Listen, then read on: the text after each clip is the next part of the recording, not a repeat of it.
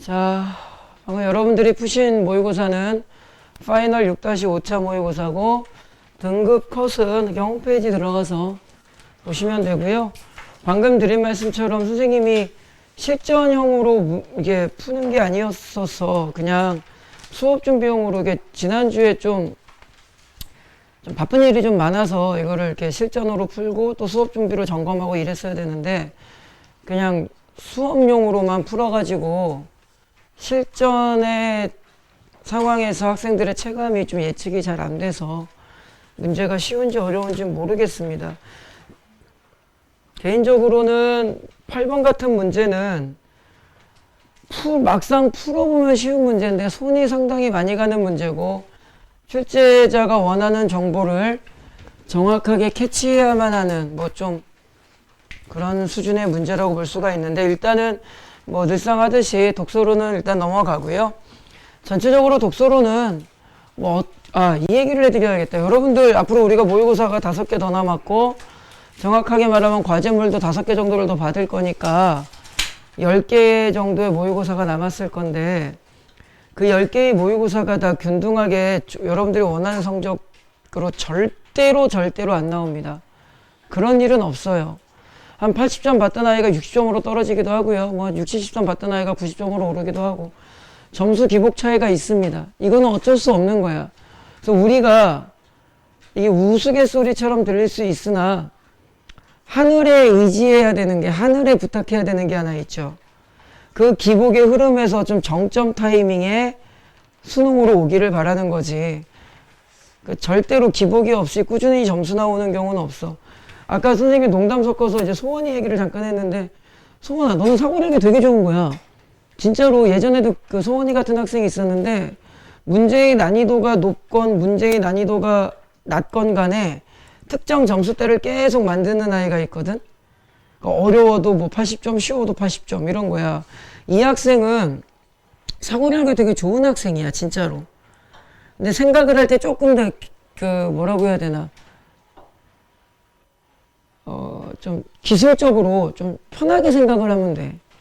사고력이 흔들리는 학생들 점수가 그렇게 균등하게 절대 나오질 않아. 근데 아까도 말씀드린 것처럼 우리 균등한 점수대를 보이는 학생들보다 거의 대부분이 그렇지 않은 학생들이 더 많습니다.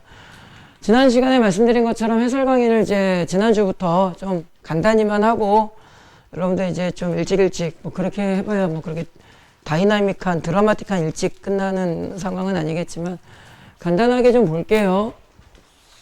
일단 요 문단 읽으셨을 때 좀 화면을 작게 합시다.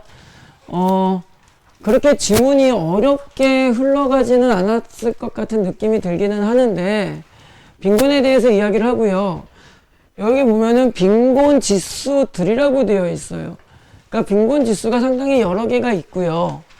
그 다음에 무엇이 적절한가? 그러니까 빈곤 지수라는 것은 상당히 여러 개가 있는 건데 그 빈곤 지수 중에서 우리가 어떤 걸 사용하는 게 좋은가? 이제 그 이야기를 하겠다는 거고요. 이 문단 같은 경우 여기까지 중위소득의 50%를 기본선으로 잡는 게 일반적이다. 이 정도까지 여러분들이 다 이해하셨을 거고요. 이 수많은 빈곤 지수들 중에서 빈곤선을 일단 기준으로 잡는데요. 그죠? 그런데 경제학사 센이 등장했어. 그러니까 경제학사 센이라는 이 아저씨는 이 빈곤선을 기준으로 삼는 것에 대해서 무언가 자신의 의견을 이야기할 거고요. 이 아래 세 개의 공리가 나오죠. 핵심 공리, 단조성 공리, 화면에 안 나오는데 이전 공리 하나 이제 더 나오죠. 그래서 여러분들이 6번 문제 정도는 좀 맞추셔야 됩니다. 사실은. 겁먹지 마시고 6번 보니까 PA 값이라고 되어 있어요. PA 값이 빈곤지수라고 되어 있는데 PA 값이 0.2라고 되어 있고요. 이미 여러분들은 이 부분 읽으셨을 때 이거 출제되겠구나 라는 생각을 좀 하셨겠죠. 그래서 되게 쉬운 문제입니다. 일단은 A, B, C 3명이 있는데 빈곤층은 어디에만 들어가는 거야? A, B만 들어갑니다. 그럼 C의 소득만 증가하면 C가 뭐야? B 빈곤층의 소득만 증가하면 핵심 공리에 나오죠. 비빈곤층의 소득만 변하는 경우 조건. 빈곤 지수는 변하지 않는다니까 첫 번째 기억에서는 빈곤 지수가 계속 얼마가 나와야 되고 0.2가 나와야 되고 이거 상당히 쉬운 문제입니다. 진짜 쉬운 문제야. 그 다음에 단조성 공리는 빈곤층에 속한 누군가의 소득이 감소할 경우인데 6번 문제 두 번째를 보면은 A의 소득이 감소한 거죠. 누군가의 빈곤층에 A라는 빈곤층의 소득이 감소할 경우 빈곤지수가 어떻게 해야 된다? 증가해야 된다는 거니까 니은은 0.2보다 어때야 된다? 이제 나머지 똑같이 하면 되겠죠. 그래서 답은 여기까지만 해도 사실 답은 3번이 나오긴 합니다. 그래서 첫 번째 이거 나오겠구나 생각을 하셨고 6번 문제에서 바로 매칭을 시킬 수 이 정도까지는 하셔야 되고요. 그 다음에 지문을 조금 더 보면 그 다음은 뭐야 갑자기 줄이 거죠. 그 다음 문단을 보면은요 이제 빈곤지수 중에서 빈곤지수는 여러 개가 있었던 거죠. 그 다음에 빈곤율이라게 나오는데 이제 뭐 좀 부족한 점이 나와요. 빈곤율은 무엇을 잡지 못한대요? 단족성 공리와 이전 공리를 충족하지 못한대요. 보통 사람들이 많이 사용하는 빈곤율이 있는데 단조성 공리랑 이전 공리를 충족하지 못한대요. 그리고 이제 여러분들이 지문이 읽으셨을 거니까 어쩌고 저쩌고 나오는데 한편 빈곤의 심도를 나타내는 무슨 비율이 있다? 빈곤지수로 잘 봐봐. 소득계 비율이라는 게 있어요. 그죠?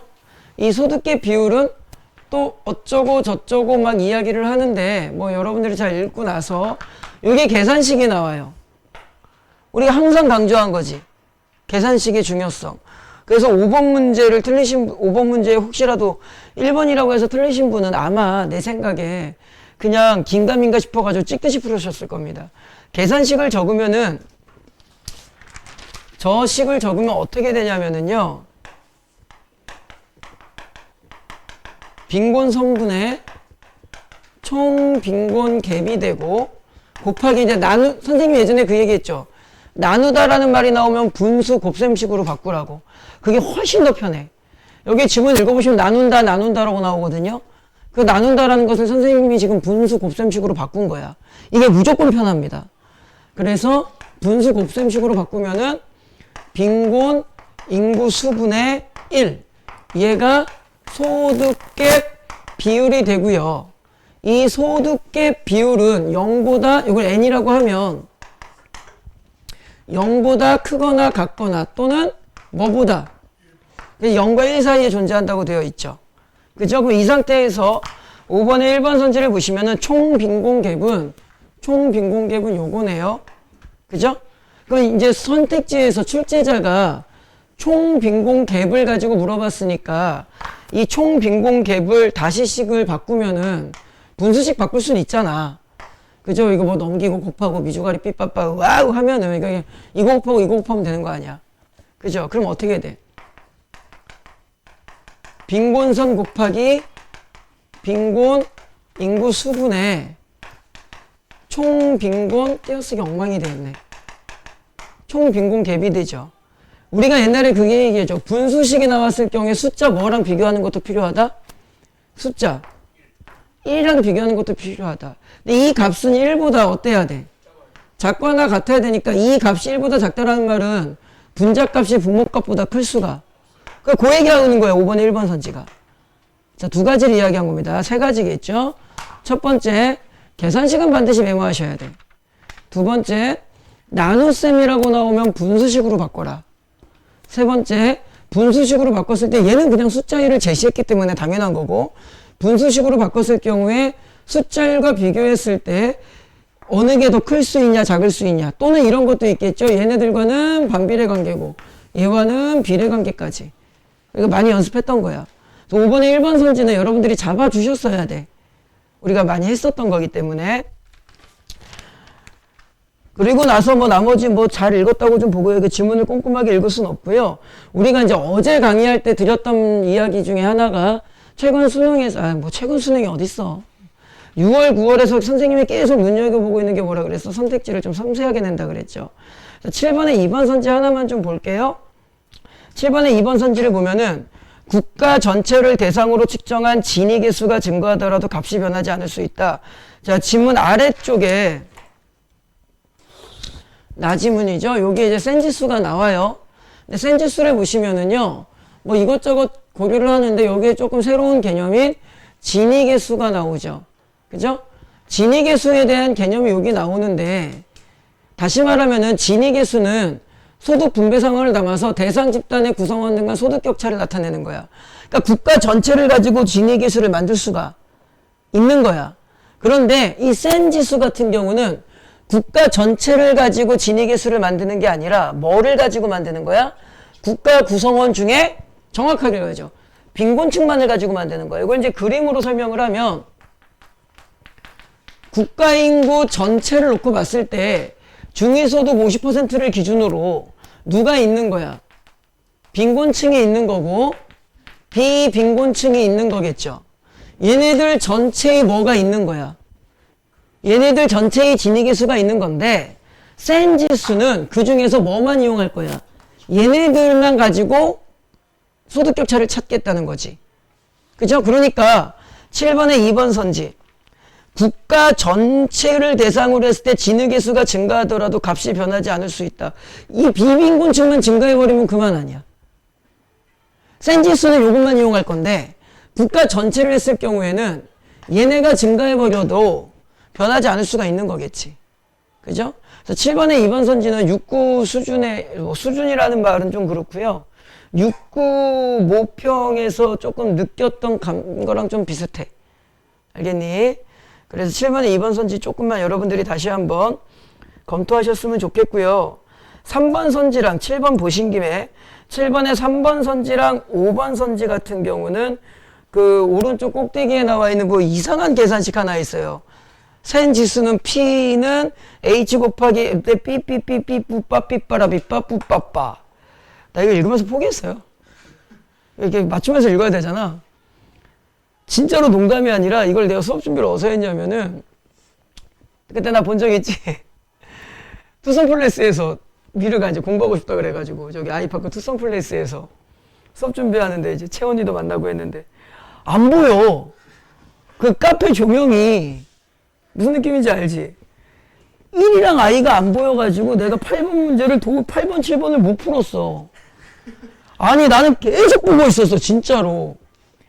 1-1이면 0인데 이거를 그러면 P는 H 곱하기 I라고만 내가 뭔가를 잘못 봤나? 그러니까 I라는 생각은 꿈에도 못하고 그래가지고 계속 보고 있으니까 우리 미르가 아빠는 뭘 그렇게 계속 봐? 그러더라고. 그래서 아빠가 이제 끝났나 봐. 아빠가 내가 보통 2문제 못 푸는 경우는 없거든. 1문제 정도 나도 못 풀어요. 답이 안 나와. 자기가 풀어보겠대. 그래서 뭐 지라고 푸나. 근데 보드만은 가만히 있다가 아빠 아이가 그래서 거기 아이가 어딨니? 핸드폰으로 진짜로 사진 찍어가지고 이렇게 확대하니까 어머 이게 아이야. 20분을 넘게 봤어. 왜 1-1을 곱해야 하는가. 진짜 노안이 와서 그래서 사실 진짜로 안과를 갔는데 돋보기 쓰라고 하시더라고 의사 선생님께서. 근데 지금 안 쓰고 있어. 왠지 내가 늙음을 받아들이는 것 같아서. 이 돋보기라는 단어가 좀 그래. 그래서 이제 쓰라고 하더라고 진짜로. 눈깔 뽑을 때까지 좀 버텨보려고. 아무튼 그 공식이 좀 복잡해서 나도 솔직히 읽다가 포기했습니다. 근데 이제 그 I라고 바꾸고 보니까 이제 7번에 3번이랑 7번에 5번이랑 공식 가지고 한번 껴맞춰 보세요. 여러분들이 조금 고민해 보시는 게 오답 피드백 반드시 하시라고 말씀드렸죠? 그렇게 해주시는 게 좀 어떨까 싶고요. 그 다음에 요거 아까 설명하려다가 넘어가 버렸네. 요거 이런 식으로도 풀 수 있거든요. 아까 요거 이제 지문다 윗문다 이거 깜빡 잊고 넘어갔다. 5번 문제를 잠깐 볼 건데 선생님이 지금 설명하는 게 올바른 풀이법은 아닌데 여러분들이 연결어에 대한 반응도를 좀 높이면 좋다라는 말씀을 드리고 싶은 거야. 여기 보면은 보통 빈곤율을 가지고 한다고 나와 있죠. 그죠? 근데 빈곤율은 뭐가 좀 문제가 있대요. 아쉬움이 있어요. 그죠? 그런데 그 뒤에 연결어가 뭐죠? 한편이죠.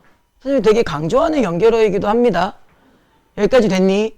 그럼 한편이라는 이 연결어는 앞에 있는 정보와 뒤에 있는 정보가 같이 가는 거니 다르게 가는 거니? 다르게 가는 거야. 빈곤의 심도라는 위치키가 여기에 나와 있는 거거든요. 그게 뭐죠? 소득갭 비율입니다. 그럼 한편이란 연결어의 쓰임상 여러분들이 방금 말씀하신 것처럼 앞내용과 뒷내용을 다르게 가는 거라면 이 빈곤율은 빈곤의 심도를 보여주는 게 아니겠죠. 이게 만약에 이 빈곤율이 빈곤의 심도를 보여주는 거라면 지문이 어떻게 나오냐면 한편 빈곤율과 마찬가지로 심도를 보여줄 수 있는 이런 식으로 서술되게 되어 있어. 반드시. 그러면 5번의 2번 선지를 보시면 빈곤율은 어쩌고저쩌고 나눈 값이므로 여기까지는 맞아요. 빈곤의 심도를 보여주는 건 아니겠지. 이 연결어를 어떤 식으로도 쓸 수 있는지를 좀 보여드리고 싶은 거야. 이거를 이제 원래 이렇게 강의하지 말고 내용을 잘 설명해서 강의하면 더 좋겠지만 그러니까 연결어에 대한 쓰임을 여러분들이 최대한 활용하는 것도 좀 필요하다. 이렇게 이해를 해주시면 좋을 것 같고요. 사실 나는 그렇게 풀었거든 그냥. 얼마나 좋아. 야 찍어서 맞추다. 아까 저기 정원이한테 내가 한 말이 여러분들이 뭔가 오해하시는데 여러분들 맞춤 문제 명료하게 이렇게 해서 답 3번 이렇게 푸는 문제도 있겠지만 특히 문학 비문학 전부 다 화작은 좀 그런 경우가 드물기는 해요. 이건 근데 이게 왜 이거 아무튼 이거야. 솔직히 국어 그렇게 풀죠. 되게 많은 문제를 그렇게 풀 겁니다. 그게 잘못된 걸까 괜찮은 걸까? 그거 괜찮은 거야. 내가 무언가 지문 정보를 어느 정도 통합적으로 머릿속에 붙잡고 있기 때문에 그 통합적 정보의 흐름이 어느 방향으로 몇 번의 선지로 나를 끌고 가고 있는 거라고. 그러니까 수업 시간에는 그렇게 가르칠 수 없죠. 수업 시간에 이렇게 강의하면 야 씨발 인생은 필이야 딱 이렇게 가르칠 수는 없잖아. 그러니까 수업은 좀 기술적으로 원리적으로 좀 잡아줄 뿐이지 여러분들이 좀 그래도 이게 답이 5번인 것 같지만 이라고 그냥 풀어도 괜찮습니다. 내가 무언가의 정보의 활용이 무의식적으로 이 유기적인 연결이 있기 때문에 내가 그 선택지가 더 보이는 거라고. 그걸 찝찝해 하시면 그걸 찝찝해 하는 순간 어떻게 돼요? 자신감이 결여되는 부정적 흐름이 생기겠지. 두 번째, 찝찝하니까 뭐해? 계속 그 선지를 붙잡고 늘어지게 되어 있다고. 그러지 마세요. 선생님 여러분들한테 그냥 하는 소리들이 아니에요. 계속 강조하고 있는 게 하나 있죠. 뭐 자신감을 가지라고. 다 이유가 있어서 그런 말씀을 드리는 거야. 자, 그래서 아까 5번에 2번 선지 조금 빼먹고 넘어갈 뻔했고 말씀드렸고 8번 문제는 여러분들이 나중에 해설을 좀 보셔도 피드백 하실 때 좀 문제가 있으실 것 같아서 예. 아까도 말씀드렸지만 저도 이 문제 못 풀었어요. 1과 I를 구분하지 못해서. 나중에 그냥 귀찮아서 해설 보고 풀었는데 당연히 이 문제 넘기는 겁니다. 우리 그냥 약속을 하세요. 보기 읽었는데 어제도 말씀드리고 누차 강조하는 게 있죠. 비문학 비문학 문제 푸실 때 문학은 절대 안 돼. 문학은 무조건 풀어야 돼. 비문학을 푸실 때 보기를 보면서 딱 여러분들 아마 한 세 번째, 네 번째 줄 읽으면서 허허 딱 그분이 오실 거야. 이제 선생님은 항상 이야기하는 게 있습니다. 선지 1번과 2번. 선지 2번까지도 접근을 못했다. 이 원리를 잘 봐. 그냥 여러분들한테 아무렇게나 말씀드리는 게 아니라 수능 국어의 원리를 이해하면은 내가 왜 이 말씀을 드리는지 알 거야. 수능 국어의 원리는 지문 정보가 막 나오겠죠. 여기에서 특정 몇 개의 정보를 뭐 하는 거야? 취합해가지고 꺼내는 거야. 지문 전체를 다 덮어버리는 문제는 안 나오잖아. 그죠? 몇 개를 꺼내가지고 어디에다가 보기에다가 매칭시켜보라는 거라고. 그죠? 그 다음에 그 매칭의 OX를 어디에서 판단하라는 거야. 선지에서 그 매칭의 옳고 그름을 뭐 해보라는 거야. 판단하라는 거잖아. 그런데 내가 지문을 읽으면서도 어느 정도까지는 그래도 읽었어. 그런데 보기를 읽으면서 전혀 지문과 매칭이 안 돼. 당연히 이쪽 판단으로 넘어갈 수가 없게 되는 거라고. 또는 지문을 읽었는데 내가 지문 정보가 전혀 억지스럽게 뭐 일치성 정도 푸는 수준밖에 안 돼. 본인이 알잖아. 억지스럽게 일치성 정도 꾸역꾸역 풀었는데 다시 말하면 이쪽 정보 정리가 안 되는데 매칭이 어떻게 되겠니? 매칭이 안 되는데 선지를 어떻게 봐? 안 되는 거야. 그런데 이제 이런 상황이 있을 수 있죠. 그래서 내가 어느 정도까지는 조금 물고 들어와 봤는데 선지를 1번도 무슨 말인지 모르겠고 2번도 무슨 말인지 모르겠어. 그런데 이 선지의 1번부터 5번까지는 전부 다 특정 정보를 이용해서 만든 거기 때문에 1번, 2번 선지를 놓친다라는 말은 그 특정 정보 매칭이 지금 내가 안 됐는데 됐다고 착각하는 거라고. 풀면 안 돼요. 버리세요, 그냥. 알겠지? 괜히 붙잡지 마. 그냥 아예 극단적으로 4, 5등급 애들은 보기 문제 다 버리세요, 그냥. 상관없어. 냉정하게 우리가 현실적인 이야기를 해보자. 4, 5등급 애들이 지금 뭐 내가 수능 국어 원점수 100점이 목표가 아니잖아. 4, 5등급 애들 솔직히 3등급이 현실적으로 좀 바라보고 싶은 목표치잖아. 보기 문제 다 버리세요. 상관없어. 그 시간에 차라리 화작이나 문학, 보기 이런 거에다 조금 더 집중하시는 게 훨씬 더 나아. 알겠지? 1, 2등급 애들은 버리면 안 되고요. 선생님은 보통 그냥 선지 1번과 2번에서 그냥 기준점을 잡으라고 하는데 말씀은 이렇게 드리는데 여러분들 고사장 들어가면 안 돼요. 국어라는 과목이 집착의 과목이라서 수학은 되게 깔끔하죠. 영어는요 우리가 찍기가 되게 여러분들 영어 독해 3년 동안 찍기 연습만 했잖아. 솔직히 뭐들 뭐 영어 시간에 배웠던 그 무슨 막 국어도 마찬가지잖아. 막 구문 독해 원리 막 이런 거 다 생각하면서 풀어? 거의 대부분의 학생들 어떻게 풀어? 지문을 보면서 내가 알고 있는 단어들을 조합해서 나만의 문장을 만들잖아. 그잖아. 근데 국어는 이게 우리나라 말이다 보니까 왠지 읽으면 뭐가 보이기를 바라는 간절함이 생깁니다. 그 집착이야. 절대로 그러시면 안 돼. 요걸 잠깐만 이제 해설 보셔도 안 될 것 같아서 30, 120, 300, 700, 1400을 준 이유가 뭘까? 중위소득 50% 빈곤선 잡으라는 거잖아. 빈곤선이 얼마야 그러면? 가운데에 있는 놈의 50%죠. 요건 지문에 있잖아. 가운데 있는 놈의 50%니까 300의 50% 얼마야? 빈곤선이. 빈곤선 150이 된 거야. 됐죠? 그러면은 150을 기준으로 봤을 때 빈곤층이 누구야? 150보다 아래에 있는 사람이 빈곤층이겠죠. 그럼 누가 빈곤층이야? 30만 원 받는 애, 120만 원 받는 애가 빈곤층이야. 그죠? 사실 설명하는데 누가 고3들어서 이런 거 일일이 어떻게 푸냐. 여러분들 피드백 할 때 해설 보고 너무 시간 낭비하실까봐 풀어드리는 거야. 그러니까 자꾸 연습하다 보면 비슷비슷하게 요령이 좀 생기니까. 자, 빈곤율은 얼마야? 5분의 2는 0.4겠죠? 야, 씨발, 틀린 줄 알았잖아, 순간. 야, 내가 수학 계산 문제 풀 때, 그런 눈으로 쳐다보지 마. 나 졸라 긴장해. 내가 틀린 경험이 많아서. 수학, 씨발, 다 죽었으면 좋겠어. 근데 답만 맞출게요. 5번 선지를 보세요. 나를 시행할 겁니다. 소득이 120만 원에 미치지 못한 애한테 이제 뭘 줄 거랍니다. 자, 그러면 120만 원에 미치지 못하는 애니까 선지 5번을 봅시다. 120만 원에 미치지 못하는 자에게 소득이 120만 원이 되도록 줄 거예요. 아, 이거부터 잠깐만. 까먹었다. 이거 빈곤 갭은 얼마야? 빈곤 갭은 150 마이너스 30. 150 마이너스 120이니까 120 숫자가 바뀌어버리네. 이게 지금 나오죠? 그죠? 총 빈곤 갭은 150이 되는 거고. 선지 5번을 보세요. 이거 틀리면 안 되는데. A에게 150만 원을 만들어주겠다고. A에게 얼마 주겠다는 거야? 120만 원 만들어주겠다는 거야. 90만 원 주겠다는 거예요. 그죠? 자, A의 소득을 얼마를 만들어주겠다는 거야? 120, A가 그러니까 얘를 120을 만들어주겠다는 거죠. 그러니까 얘한테 얼마 주겠다는 거야? 90을 주겠다는 거죠. 그런데 여전히 요 30을 A라고 하고 얘를 B라고 해봐. 여전히 얘는 무엇 미만이야? 빈곤선 미만이죠. 여전히 빈곤입니다. 당연히 B는 돈 안 줄 거니까 얘는 그냥 120이니까 얘도 여전히 빈곤이죠. 그러니까 120을 줘봐야 빈곤율은 바뀌어 안 바뀌어?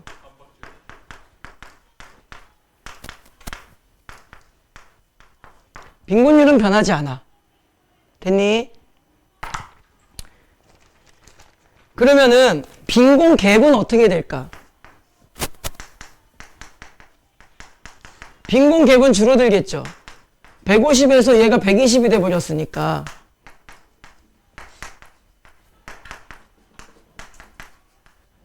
총 빈곤 갭은 얼마가 되는 거고? 60이 되는 거고. 됐니? 자, 그 다음에 소득, 아휴, 이걸 씨발 누가 풀어? 소득갭 비율을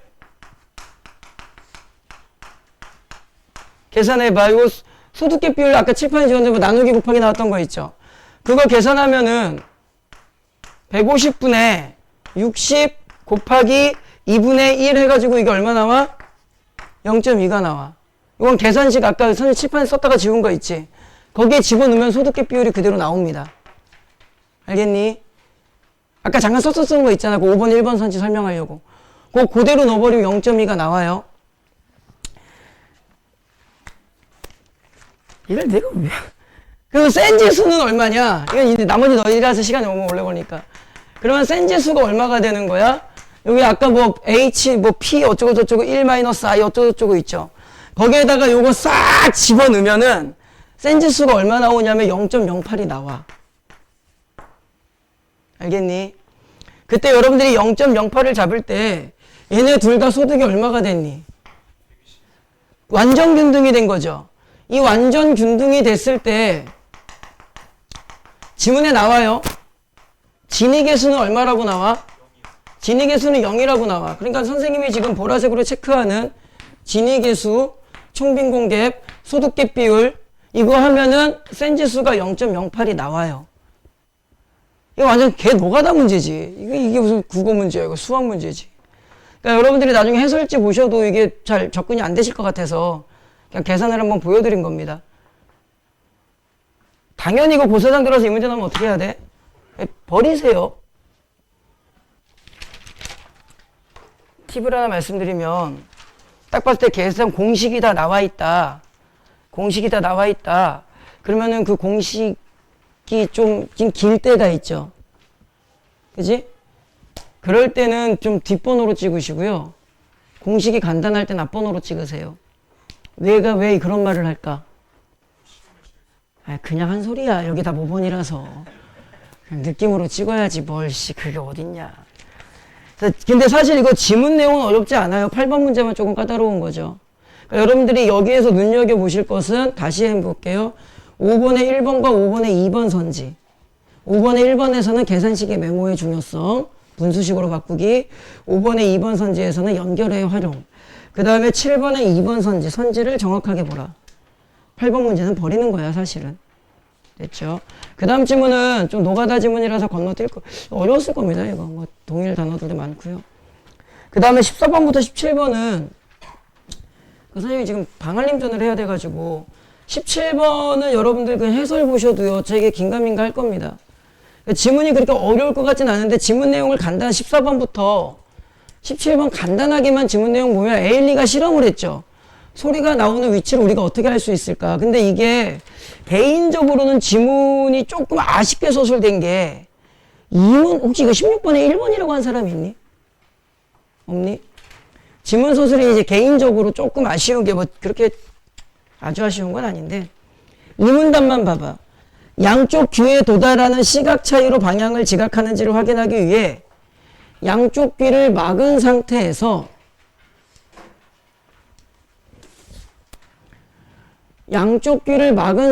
이 기억이라는 실험을 했어. 이렇게 막은 거지. 일정한 진동수에 수능을 내는 장치 소리급소로서 댕 하고 울린 거야. 어딘가에 소리를 울린 거야.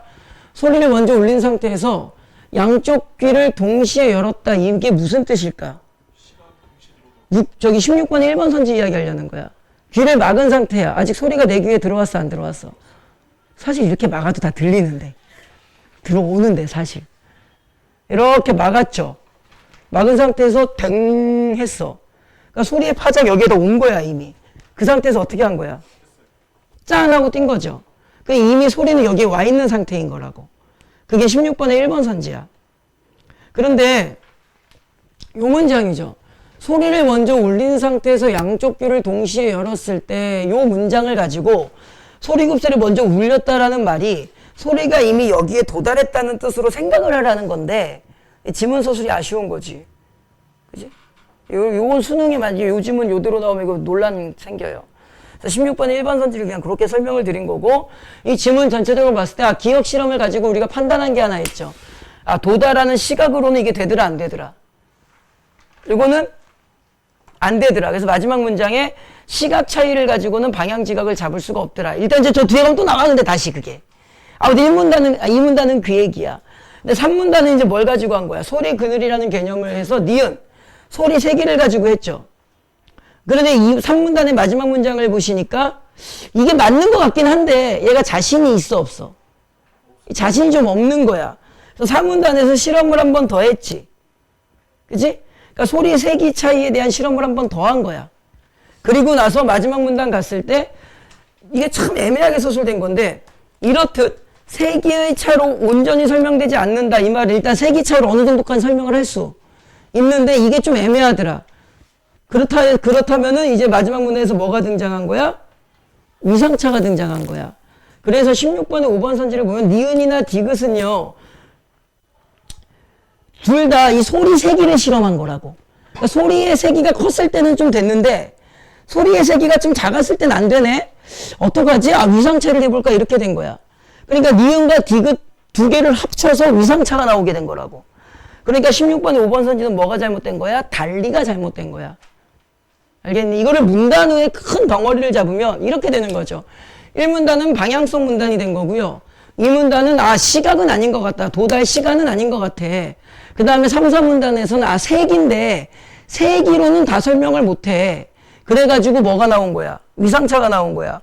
그러니까 니은 실험과 디귿 실험은 전부 다 이 세기의 실험인 거지. 그리고 나서 둘 다 위상차를 만들어내는 근거 자료가 된 거기 때문에 16번에 5번 선지에서 디귿은 니은과 달리라고 하면 안 돼요. 니은과 디귿이 합쳐져서 위상차가 나온 거야. 됐죠? 그렇게 해서 좀 이해하시면 되고요. 나머지 뭐 여러분들이 푸시면 될 것 같은데 요거 여러분들 알죠? 이과생들은 잘 알 겁니다. 다른 지문에서도 가끔 나오는 건데 지문에도 나와요. 파장과 이건 알아두면 좋은 것 같아요. 이거 무슨 관계야? 이거 뭐 외우시는 분들도 많죠? 이거 이과생분들은 공부하시는 모양인데. 파장과 주파수는?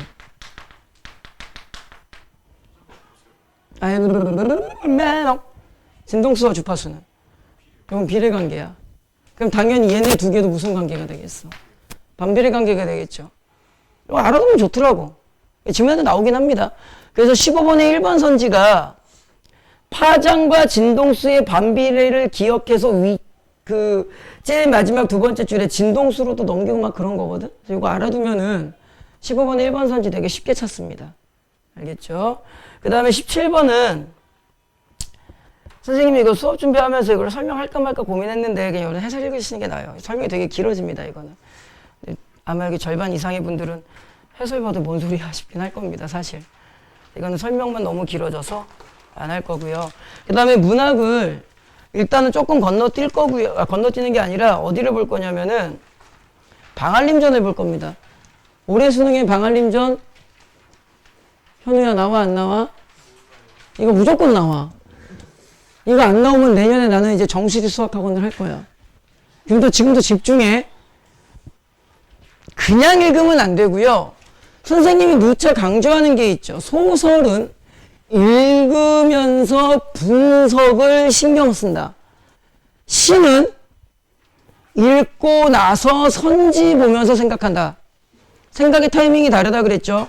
이 말을 선생님이 어떻게 읽나 봐봐. 실제로 선생님이 읽으면서 뒤에 계신 분들 안 보일 텐데 사이드에다가 뭘 적어놔요. 내가 오늘 똑같이 해드릴 테니까 보세요. 사실 쉬운 소설은 그냥 눈으로 읽어. 근데 이제 보여드리고 싶어가지고 이걸 이제 어떻게 읽으셔야 되냐면 방간주 선화살이 되자 용모와 재색이 맑고 깨끗하며 기사 이거를 해석하는 게 아니야. 메시지를 찾는 거라고 소설은. 진주 같더라. 요양. 묘사. 말을 알게 자다 글자를 가르치니 열을 통하고 열을 천을 깨우치니 아들이 없으면 한탄치 아니하더라. 능력. 여기서 여러분들 어디에 밑줄이 그어져 있으셔야 되냐면은 여기입니다. 왜 여기일까? 저게 왜 중요할까? 일반적인 고정관념에서 벗어난 거잖아. 고전소설은 아들, 남아선서서 한 게 다 알잖아. 그러니까, 어라? 이것 봐라? 이렇게 돼야 되는 거야. 여기에 밑줄이 그어져 있어야 되는 거야. 공의 내외가 딸을 붉은문에 갖가지를 하여 입히고자 하되 방수서 천상의 수토라 검사여 적성이 있어하는지라 여호와의 뜻에 맞춰 소원대로 남북 어디에 또 소원대로 남북 남장 모티프 여기에서 연계교제의 효율성도 생길 수 있겠죠. 아직 어린 거를 여공을 가르치지 않고 오직 시설을 가르친 이게 뭐랑 연결되는 거야? 남자처럼 키웠다.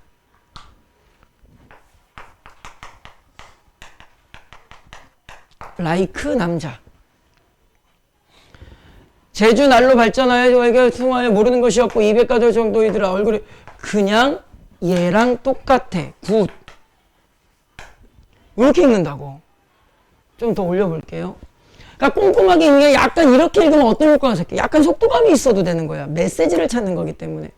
그러니까 여러분들이 소설 독해를 너무 어렵게 생각하는데 메시지를 찾는 겁니다. 소설은. 이름이 원근의 진동과 후연이 지랄 줄 알겠더라. 그냥 굿. 길상과 바느질을 권한 즉 스스로 피하는 이게 화면에 올릴 수밖에 없는데 이 정도는 상식이죠. 길상과 바느질을 권한 즉 스스로 피한다. 이게 뭐야? 어디 갔어 아까? 저 위에. 남자처럼 키웠다. 근데 여기에서 우리 연계규제니까 이 단어가 되게 중요할걸? 스스로. 그래서 이 방알림점의 정말 중요한 키워드가 뭐야? 주체성입니다. 한 명 더 있다 그랬죠. 상당히 중요한 인물 누구 있다 그랬어? 영시 아줌마. 이름 영애빙. 강사가 모르고 애들이 안 해. 여호와의 제주 예산스러운 싫어하는 것을 구태여 권하지 않고 그렇죠. 구태여 권하지 않고 이 앞에서도 한 거죠. 여복을 내지 않고 친척에게 아들이라 하더라. 그렇죠. 요 문장만 하나 더 잡아주면 되죠. 앞에서 설명한 거랑 동일한 이유로. 됐니? 남자처럼 키웠다. 불행히 소전하의 8세에 방공 부부 일시에 세상을 뜨니 시련. 불의의 부모를 잃고 슬퍼함이 예법을 넘고 상제로서 하는 일도 벗고에 어긋나서 장녀를 지내고 3년상을 받더라도 슬퍼하니 주변 사람이 감동하더라. 그냥 이거는 뭐 착하네. 독서를 부지런히 하고 여도에는 저것도 이제 반복적으로 계속 머릿속에 이제 들어오기 시작을 하는 거야. 이게 머릿속으로 반복적으로 각인되는 게 뭐야? 위에서부터 그 포인트를 잡아왔기 때문에 그렇다고. 소설은 읽을수록 속도 붙는 거고 읽을수록 정확도가 좋아지는 거라고. 어쩌고 저쩌고 해서 남자로 처신하고 이 문장은 이제 그냥 밑줄 정도만 거주면서 이제 메시지가 반복 진술로 기억이 된 거지. 자기의 본 모습을 자, 요 문장은 체크해주면 좋겠죠. 아무도 모르게. 그때 우리가 수험생으로서 공부한 기본적 원리를 여러분들이 기억하셔야 돼. 남장 모티프라는 것은 알고요. 심지어 얘는 연계규제이기 때문에 우리는 머릿속에 확실하게 들어와 있을 거야. 자, 남장 모티프는 1. 뭘 찾으라 그랬어? 약간 어떤 느낌이냐면 현대시를 읽건 고전시가를 읽건 이별 모티프가 왔을 때는 뭐 찾으라 그랬니? 이별의 원인을 찾아야 되고요. 이별의 정서는 당연히 그리움과 그거겠죠. 무엇을 찾아야 돼? 원망, 표현, 유무가 있는지를 찾아야 돼. 유배문학에는 원망, 유무가 나올까 안 나올까? 안 나오겠죠. 그 다음에 뭘 찾아야 돼? 재회, 소망, 유무를 찾아야 돼.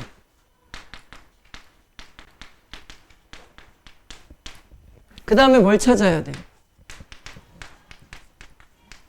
장애물이나 단절감을 나타내주는 소재가 있는지를 찾아야 돼. 됐니? 굳이 고전시가에서는 하나가 더 나오는 게 있기는 하죠. 현재 과거 대비가 좀 많이 나옵니다. 이게 패턴이라는 게 있어요. 똑같이 남장 모티프 같은 경우는요. 첫 번째 뭘 찾아야 돼? 남장의 계기. 얘가 왜 남장을 했는가? 근데 이 지문에 찾으면 그냥 싫었나 보죠 뭐. 그죠? 필리핀에서 뭐라 그러지? 톰보이라고 하나? 톰보이라고 하지. 그 여성이 남자처럼 살아가는 애들. 모르면 까먹었어.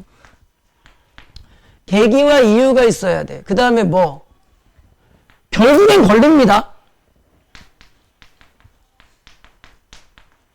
여기에서 방알림점의 핵심 키가 나온다 그랬죠. 일반적으로 대부분의 남장 모티프는 발각의 계기가 외부 요인에 의한 건데 얘는 자기 스스로 임금님 사실은 저 여자였습니다. 이렇게 얘기를 해버린다고. 그래서 방알림점이 중요한 거예요. 세 번째.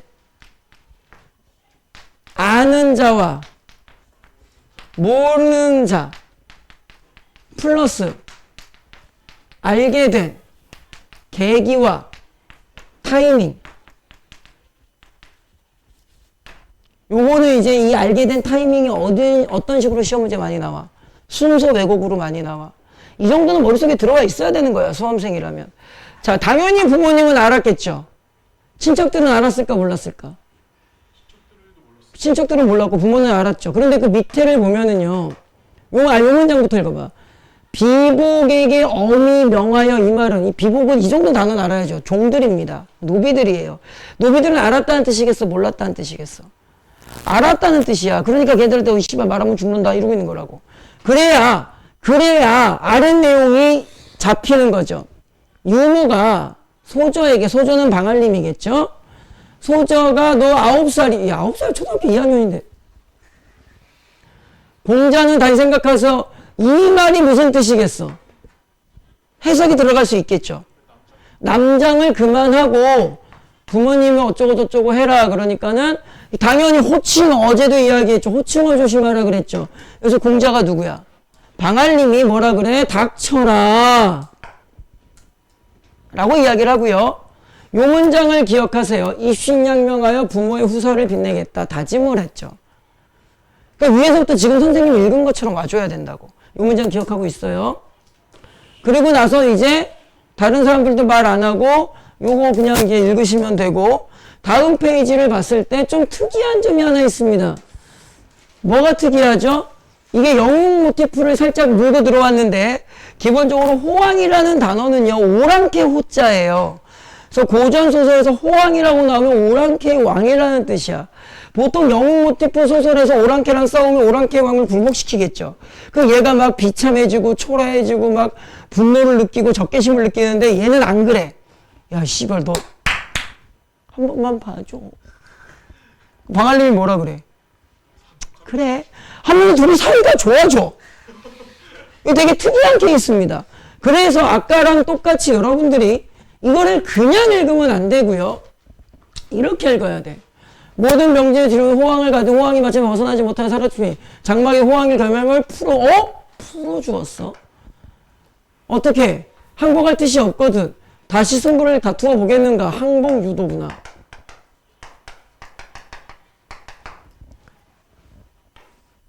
수용했구나.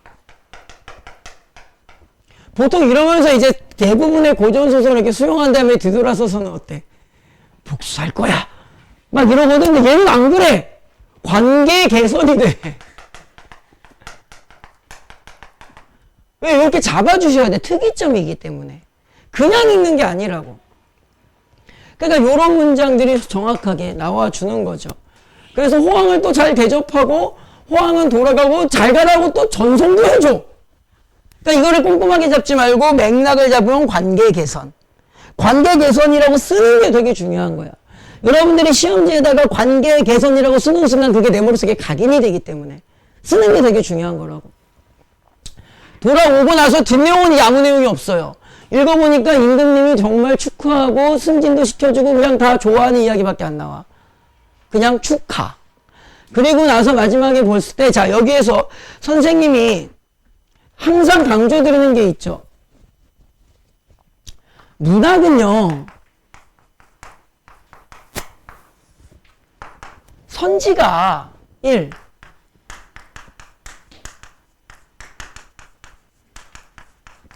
주체 대상을 왜곡합니다.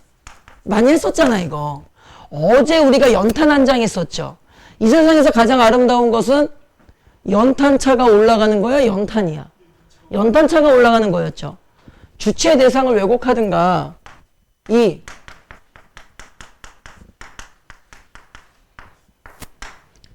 이걸 같이 써버렸네. 순서를 왜곡하든가. 3. 인과를 왜곡하든가. 거의 이 정도야. 물론 이제 플러스 알파가 있죠. 근데 최소한 어디, 이거를 이렇게 써드리는 게 낫겠다. 순서 인과를 왜곡하든가, 정서나 태도. 다시 말하면 이걸 우리가 뭐라고 하나, 상황에 대한 반응을 비틀든가. 그러니까 슬퍼하는데 기뻐한다고 하고, 예찬하는데 비판한다 그러고. 어제도 했었잖아. 비판했는데 수용한다고 하고. 거의 대부분의 문학은 이쯤에 어딘가에서 오유를 범하게 되어 있어. 자, 그래서 이걸 항상 이 느낌을 기억하고 읽으면 그런 문장들이 선택지가 잘 보인다고. 예를 들어서 어디를 볼 거냐면은요, 30번의 답이 5번인데 30번의 5번 선지를 보시면, 방관주가 부모 모신 사당에서 효를 행하지 못했다고 슬퍼하는 모습을 찾아보자. 부모님은 이미 돌아가셨다는 것은 알고요. 얘가 이 앞점 지문에서 뭐라 그랬어? 내가 출세해가지고 우리 부모님의 후사를 돋보이게 하겠노라 라고 했는데 정말 돋보였죠. 부모 이게 돌아가셨지만 이게 막 진급을 시켜주는 느낌? 또 슬픕니다.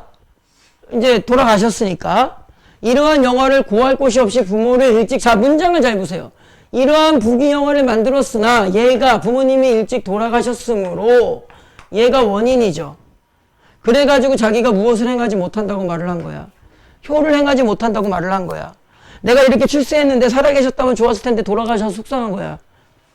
방알림이 죽였니? 그럴 리가요. 그러니까 30번의 5번 선지를 보시면 두 번째 줄. 성별 질서를 파괴한 것처럼 보이지만 얘는 성별의 질서랑은 아무 상관이 없는 거야. 부모님 돌아가서 슬픈 거라고. 인과 왜곡인 거지.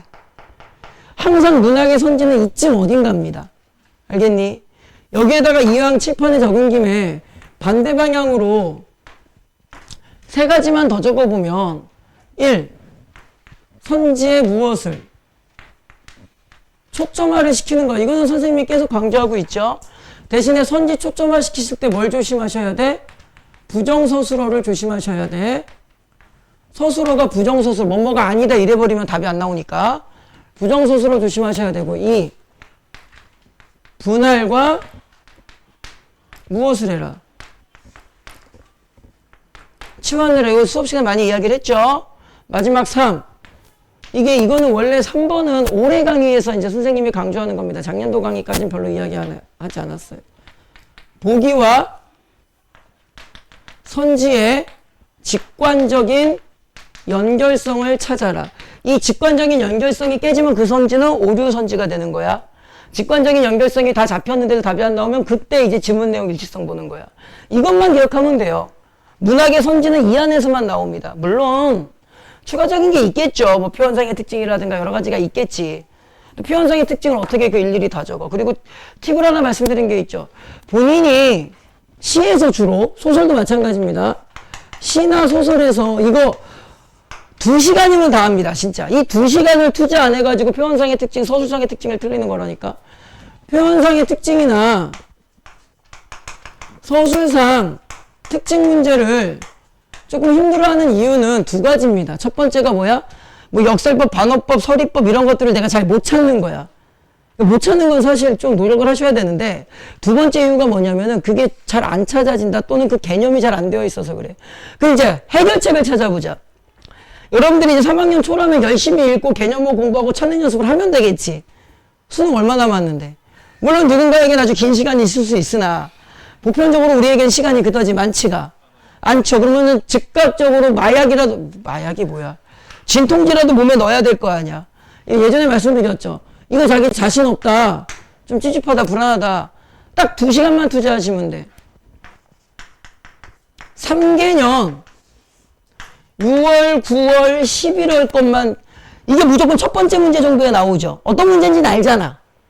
그러면은 이게 몇 문제나 될 것 같아. 각 월마다 한 3문제 정도 나와요. 뭐 이제 시나 소설이나. 그 6, 9문제 정도 돼요. 9문제에서 10문제 정도 3개년이니까 30문제 정도 나오겠죠. 그것만 선택지만 보세요. 선택지를 보시고 뭐를 이제 답은 다 있을 거니까 찾는 연습만 하세요. 3개년에 6월, 9월 수능에 나오는 표현 서술상의 특징 정도만 알아도요. 일단 수능은 됩니다. 어지간하면 돼요. 알겠지? 이거 2시간이면 다해. 2시간도 안 걸려. 이거 투자 안 해가지고 틀리면 그게 정말 대학을 가고 싶은 학생은 아닐 거야. 그래서 이거 좀 뭐 남장 모티프라든가 이 문학의 어떤 패턴 좀 잘 기억하시고 지금 보여드리고 싶었던 게 뭐라고 흐름을 잡으면서 생각을 하면서 읽으셔야 돼. 그냥 냅다 읽으면 안 돼요, 소설은. 알겠죠? 기억하자.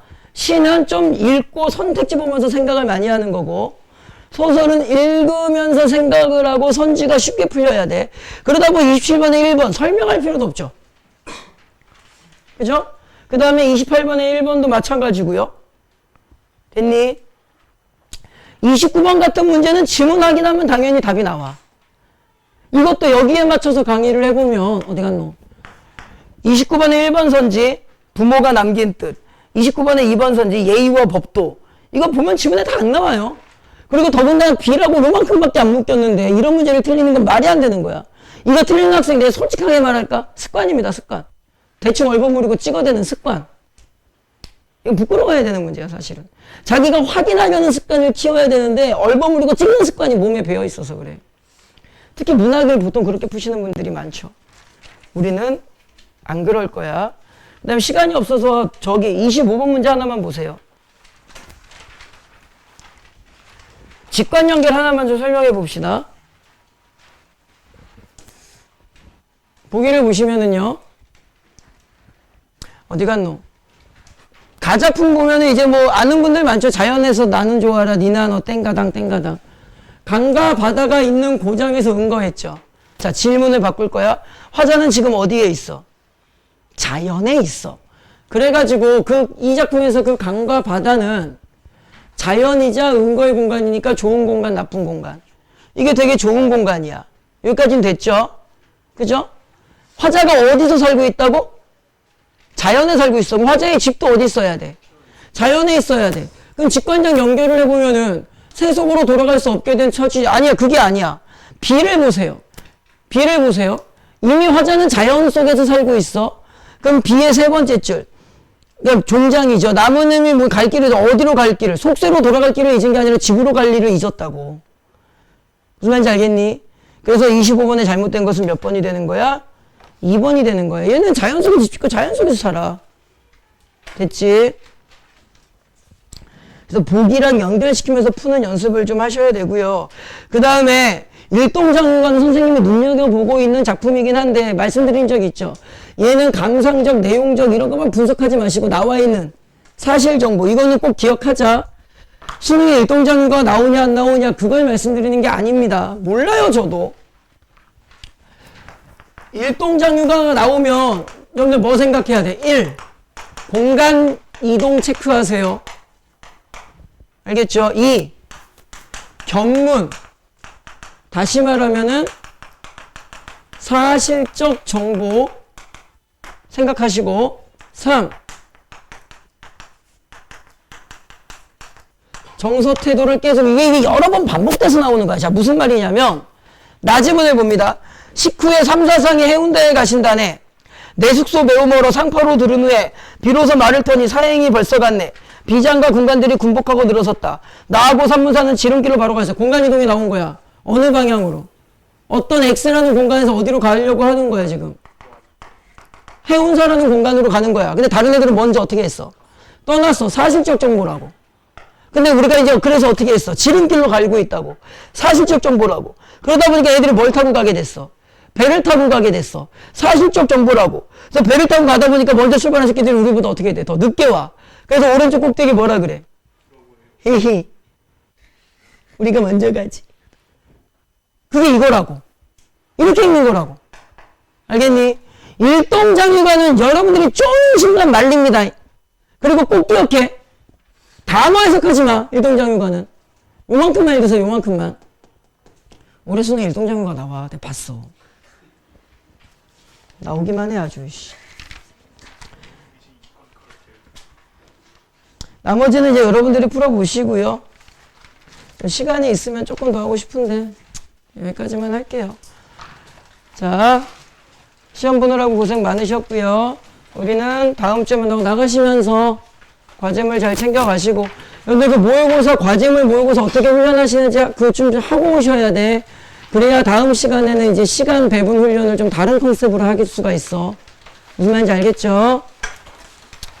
고생하셨습니다. 갑시다.